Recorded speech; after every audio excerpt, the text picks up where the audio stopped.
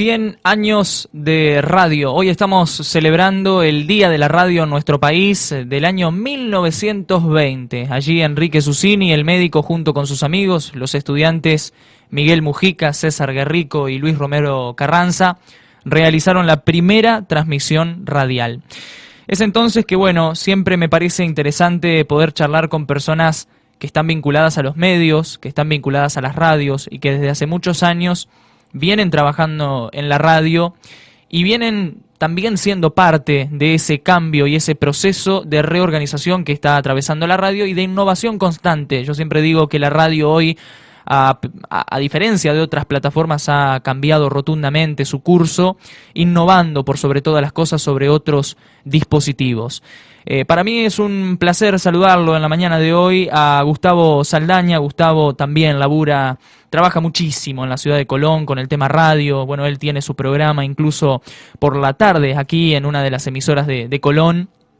Y por supuesto para conocer un poco una reflexión que nos brinde Gustavo en este día tan pero tan importante, cumpliéndose 100 años de radio. Gustavo, un gusto saludarte. Eliel Barreto y Ana Clara Simón, ¿cómo estás? ¿Qué tal, Eliel? Un gusto, un beso para Ana, ¿cómo están? Bien, bien, bien. Gracias, Gustavo, por acompañarnos y por estar por favor, gracias por llamar, No, por favor. Bueno, la idea justamente al cumplirse 100 años de radio es primero que nos cuentes tu experiencia, lo que ha sido tu trayectoria en un primer momento. ¿Recordás todavía la primera emisión o tu primer momento en radio? Sí, me acuerdo y fue en deportes. Viste que muchos empezamos con el deporte. Sí. Porque en general las radios antes tenían mucho personal, no es como ahora que de pronto somos mucho menos. Creo que pasa un poco en todas las radios, ¿no? Yo empecé a trabajar, yo venía un poco de vacaciones a Colón, y estaba estudiando periodismo en ese momento, y nos habían pedido en Buenos Aires que hiciéramos algunas prácticas, lo cual no era fácil porque, como te digo, había mucha gente, y de pronto el deporte, como se cubría el fútbol los fines de semana, como había básquetbol los viernes a la noche, tenía un lugarcito, tenía un cupo para que uno pudiese estar.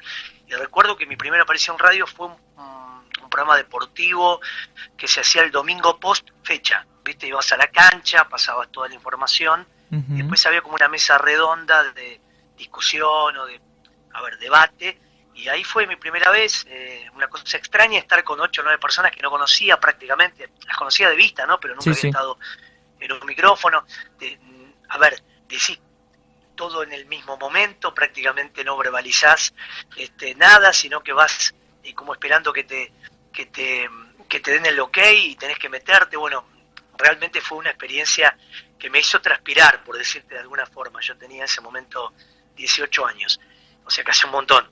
Y después me acuerdo de otra experiencia que tuve muy buena en Buenos Aires, en Radio Municipal de Avellaneda. Me quedaba muy cerca de mi casa, y era un programa político, qué increíble, ¿no? Me gustaba, por supuesto, pero no entendía tanto como después con el tiempo, que uno va leyendo, que se va interiorizando, va conociendo los personajes. Y me acuerdo que estaban hablando en ese momento de una entrevista que le habían hecho a Casella. Casella era un dirigente radical, que bueno, fue candidato a gobernador y todo. Tal cual. El tema es que, estuve allí durante prácticamente 3 meses haciendo prácticas. Obviamente no te pagaban nada, ¿no? Era todo por amor al arte. Y bueno, así comencé con la radio, que lo mío siempre fue la parte gráfica, lo he contado, la gente no me cree, pero es así, que es lo único que no hago ahora, digamos, porque hago la parte televisiva y radial y no hago la parte gráfica, pero lo mío era el periodismo gráfico, y deriva, como es habitual en muchos de nosotros, en la radio o después en la televisión. Como creo que te he contado en alguna oportunidad, creo que la radio es única, y te diría que de todos los medios se puede reconvertir la televisión y perder televidentes, y bueno, quizá algún día se transforme en otra cosa, como ahora se ha transformado más en Netflix o en Amazon, digamos, que la propia televisión que conocimos. Los mismos diarios de papel ahora se han convertido en digitales, pero la radio es única. La radio es el medio, para mí, rey en la comunicación, y lo va a seguir siendo, tal cual dijiste en el acápite. Me parece espectacular porque generalmente todos los medios se van reconvirtiendo de una manera capaz muy distinta. La radio no, la radio ha mantenido cierto estilo, por supuesto, hay cuestiones nuevas, la tecnología es enorme hoy y puedes hacer radio de tu casa, cosa que antes era impensada. Sí. Pero indudablemente la radio es el rey de la comunicación. Consultábamos justamente, Ana, hoy y hablábamos y mencionabas el tema de que en un proceso de dictadura también la radio supuso una salida, un escape, ¿no? Para la gente que necesitaba tener esa voz. Sí, sin duda. Sí, totalmente, totalmente te decía, porque por ejemplo, yo recuerdo, y seguramente mucho de la gente que nos está escuchando también, que tiene más de 40, 50 años, recuerda que nosotros apelábamos a Radio Colonia. Cuando fue la guerra de Malvinas, por ejemplo, toda la radiofonía argentina en general estaba copada por la dictadura, por lo tanto no se podía decir nada, absolutamente nada, que fuera en contra de lo que eran las Fuerzas Armadas. Uh-huh. Y de hecho no se podía decir nada del proceso bélico. Entonces, por ejemplo, cuando se hundió el Belgrano, el general Belgrano, que llevaba 900 personas, nosotros acá en Argentina nos enteramos muchas horas después. Radio Colonia lo dio inmediatamente. Y por ello sabíamos que la guerra no se estaba ganando, se estaba perdiendo. Claro. Por ejemplo, extremo, pero digo, como eso hay un montón de cuestiones. Después me acuerdo que había un programa, también, pero en Radio Carve de Montevideo, que en Buenos Aires se escuchaba perfecto. Era una época donde el éter estaba bastante más aliviado, no como ahora. Sí, sí, sí. Y los días que no había como hoy, por ejemplo, hoy era un día bravo para escuchar radio por las descargas, ¿viste? Uh-huh. Parece mentira, pero los partidos de fútbol, el mejor momento de la jugada, sentía el ruido de los truenos y si había mucha descarga eléctrica no se podía escuchar realmente. Uh-huh. Pero Carve tenía una llegada enorme y tenía un programa donde hablaba toda la gente, pero hasta Alfonsín, recuerdo haberlo escuchado en alguna oportunidad, a otros dirigentes políticos que hablaban de la democracia, de la inminente llegada de la democracia en la Argentina en el 82.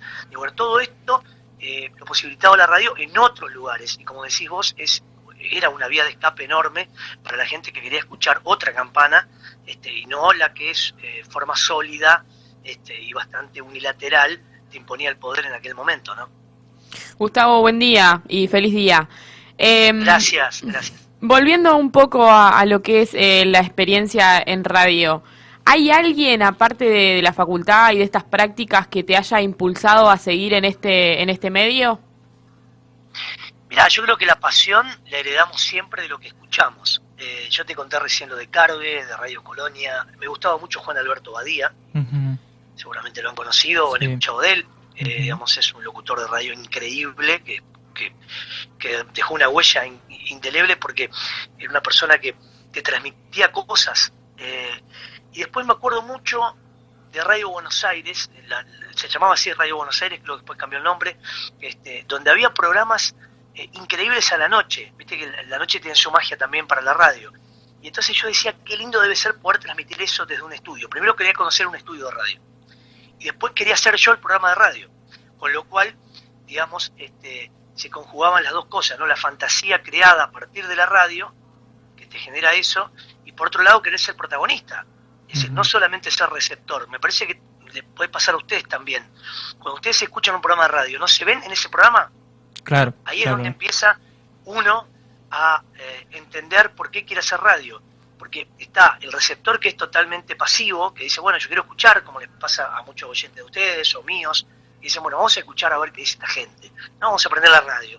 Y después está el receptor activo, que éramos nosotros de pronto los que queríamos cruzar la barrera esa y queríamos estar del otro lado. Me parece que eso es lo que me generó a mí, sumado a un montón de gente. Yo escuchaba mucho La Rea, me gustaba también Depor 80, que era un programa deportivo de Radio Mitre, Uh-huh. lo hacía Néstor Ibarra, Víctor Hugo, todos unos cracks que había ahí. Bueno, en toda esa gente uno se va inspirando, pero claro, no le toca los talones, ¿no? Después vos haces tu propio estilo con el tiempo, eso lleva tiempo, mucho tiempo a veces, porque hay gente que cree que tiene estilo en unos meses, ¿no? Y de pronto al otro año lo va cambiando, se va encontrando solo, ¿no? Y la propia gente te va poniendo en el lugar que te corresponde, ¿no? De toda esta gente en la que te inspiraste, más allá de lo que es la radio en sí, ¿te tocó en algún momento cruzártelos y no saber para qué lado disparar o cómo reaccionar frente a ellos? Sí, me pasó 2 veces. Bueno, con Badía me pasó en Badía y compañía, porque Uh-huh. mi papá tenía mucha relación en aquel momento con la persona que estaba a cargo del directorio de Canal 7. Entonces, Badía tenía un programa los sábados, Ómnibus, un programa televisivo, donde estaba Soda Stereo, ¿no? Todos las grandes bandas de rock de aquella época y cantantes. Y entonces te sacaban una entrada, ibas al estudio que tenía Canal 7, creo que todavía lo tiene, aunque está en reparación, en Figueroa Alcorta y Tagle, y ahí me acuerdo que en un corte, que era larguísimo los cortes, duraban 10 minutos, bueno, íbamos a saludarlo, y me tocó saludarlo a día, no podía creer. Y después también me pasó acá en la radio en Colón, en Nuevo Mundo, que en la década del 90 trajeron a Rubén Aldao, de gerente de artístico, digamos, ¿no? Y Rubén Aldao, para que ustedes sepan, durante 40 años tuvo un programa que tenía de share, lo que sería el rating, 50 puntos por día. Claro. Estaba en Radio Rivadavia, una locura era. Sí. Y se escuchaba durante 6 horas, una locura. Es un programa que se escuchaba en Buenos Aires casi igual que, no sé, cualquier programa de televisión de hoy que te imagines, o era muy popular. Y bueno, también me pasó cuando fuimos a cenar y él se presentó ahí y dijo: yo soy Rubén Aldao, no sé si muchos me conocen. Y yo le decía: sí, yo lo conozco, sí, muy bien. Claro, sí. Y ahí, bueno, después hicimos no una amistad, pero sí una relación muy linda, y él más o menos te explicaba qué es lo que había que decir, qué es lo que no había que decir, cómo él empezó casi de rebote, no era que tampoco había sido muy buscado. Fíjate que la radio, ustedes hablan de 100 años, la radio en la Argentina es una tradición enorme, tiene mucho que ver la radio en Argentina con nuestro país. Bueno, es porque los grandes de la radiofonía, lo decía el propio Aldao, no estaban todos en Buenos Aires, había en Rosario, había en Tucumán, había en Córdoba, Bahía Blanca. Es decir, era muy federal la radio, realmente, y lo sigue siendo, ¿no? Gustavo, yendo un poco más al campo histórico-técnico de la radio, uno ve que a lo largo de los años ha habido siempre esa lucha constante entre radio y televisión. ¿Cómo ves esa proyección de la radio hacia un futuro comparado con la televisión? Uno puede percibir que tal vez la radio se ha acoplado mejor en cuanto a contenido y demás a esta nueva era, una nueva era totalmente digitalizada en el que todo se puede guardar, todo se puede compartir, que la televisión, ¿no? Que ha perdido un poco el lugar frente a nuevas tecnologías. ¿Cómo lo ves? Es un debate interesante, ¿no? Y es para hablar largo y tendido. Yo lo que creo es que el problema que podemos tener en la radio, que ya lo tuvo la tele, es el rating. Que es una cuestión que nosotros acá en esta zona no tenemos todavía. Eso a la gente hay que explicarle. De pronto, voy a poner un ejemplo muy concreto. En la televisión, vos estás viendo una cosa y decís: ¿cómo puede ser que un tipo esté con un perro durante 10 minutos? Es imposible. Claro. Bueno, ellos tienen un people meter que mide el minuto a minuto, y en ese momento lo que está midiendo es el perro con el tipo. Entonces vos no lo entendés porque no tenés ese aparato y no sabés que esa persona tiene eso. Bueno, la televisión se terminó reconvirtiendo, quizá para mal, a partir del rating. Y grandes programas de televisión que por ahí nos gustaban, desaparecieron porque no medían. Ese problema la radio lo va a empezar a tener, lo está empezando a tener ahora en las grandes ciudades, porque empezó a aparecer el rating, el minuto a minuto en la radio. En la radio, claro. ¿Entendés? Hasta hace un año vos sabías cómo había medido la radio semanalmente, ni sabías cómo medía diariamente. Ahora ya empezó a haber algunas situaciones de minuto a minuto que hacen que se tenga que decir cualquier cosa, y entonces la radio, Dios quiera que no, puede ir por el mismo camino de la televisión si va por ese camino. Que yo lo interpreto como el camino del negocio, porque el minuto a minuto lo que implica es que si vos le ganás al otro, tenés, digamos, tu segundo de publicidad vale más. Entonces, como se hace todo en pro de vender publicidad, de pronto el contenido no importa. Claro. Y lo que le pasó a la televisión, para mí, humildemente, ¿no? Es una opinión, es que se degradó mucho producto de eso. Sí. Y la radio, si ingresa en el mismo problema, bueno, puede estar complicada, ¿no? Pero lo que tiene la radio es algo sensacional, que de pronto tiene un costo mucho menor a la televisión también, Liel. Sí. Esto es fundamental, o sea, hacer un programa de radio tiene un costo inferior 10, 15 veces a hacer un programa de televisión, incluso acá en Colón, donde tenés que tener cámaras HD, tenés que tener 2 switcher master, tenés que tener... la televisión tiene un costo muy alto, porque en la medida en que también tecnológicamente va avanzando, el costo se va multiplicando. La radio es todo totalmente diferente. Y, insisto, para mí es el rey, o la reina en este caso, la radio de los medios. Pero claro, si se avisora el rating pronto, cosa que ya está pasando en las grandes ciudades, y va a llegar acá, ustedes creen que no, pero va a llegar en algún momento, va a ser una carnicería, porque creo que ahí es donde uno empieza, los dueños de las radios o los productores de los programas dicen, bueno, loco, vamos por este lado porque la gente está escuchando esto, y capaz que lo que está escuchando no es bueno, No, no está bueno, claro. el contenido no es bueno, por ahí hay falta de respeto, por ahí, bueno, pero es lo que está midiendo en ese momento. Entonces vos ya pasás a ser prisionero de otra cosa, no de tu contenido, sino de lo que los otros o algunos te están marcando que es lo que la gente quiere escuchar, ¿no? Totalmente. Gustavo, agradeciéndote estos minutos, te pido alguna que otra reflexión final, algo que te haya quedado. Estamos atravesando un momento muy complicado. He escuchado hace un tiempo nada más un editorial muy fuerte tuyo al aire, en este contexto de pandemia y bueno, y realmente que son tiempos difíciles en los cuales la gente también se ha atado mucho a lo que se menciona en radio, a lo que se dice en televisión, y muchas veces uno marca el pulso, ¿no?, de la sociedad frente a los problemas que la sociedad a veces muestra o enseña para que luego el periodista, el locutor lo pueda mencionar. Sí, es un momento, yo nunca pensé, creo que ninguno de nosotros pensó vivir una cosa igual, ¿no? Creo que en marzo cuando arrancó esto dijimos, esto son 30, 40 días, 50 días lo máximo, y llevamos 160. La verdad que es increíble lo que pasó. Y sí, a mí me parece que a veces la situación de gravedad no solamente tiene que ver con la parte psicológica o económica, sino con la inmovilidad, ¿viste? Con el hecho de que uno está en un lugar y no se puede ir para otro. El otro día me pasó que tuve que viajar a una localidad acá cercana para hacer un trámite, y bueno, tuve que pensar todo. Sí. El permiso nacional, que la localidad estuviera en la misma fase que nosotros, no sé, un montón de cosas que antes es hace unos meses, no estaban. En eso sí cambió, acepto que me digan que cambió el mundo. Lo que es difícil es que todos lo entendamos de la misma forma, y queda claro que algunos lo entendemos de una, quizás más responsablemente, otros de otra. Y lamentablemente, como vivimos en comunidad, todavía esto no es la isla de Gilligan, no estamos solos, digamos, sino que esto es un montón de gente, hay que ser responsable con otros. Porque, claro, a ver, de nada vale que yo haga lo que quiera, que lo podría hacer, ¿no? Pero perjudicando a otros. No sé, me parece que eso es algo que no corresponde y me gusta marcarlo. Me parece que el mensaje tiene que ser que sigamos en la radio entreteniendo, por supuesto, divirtiendo, informando, pero siempre opinando, siempre dejando claro, equivocados o no, cuál es la postura que tenemos y sobre todo la convicción, porque la convicción es todo.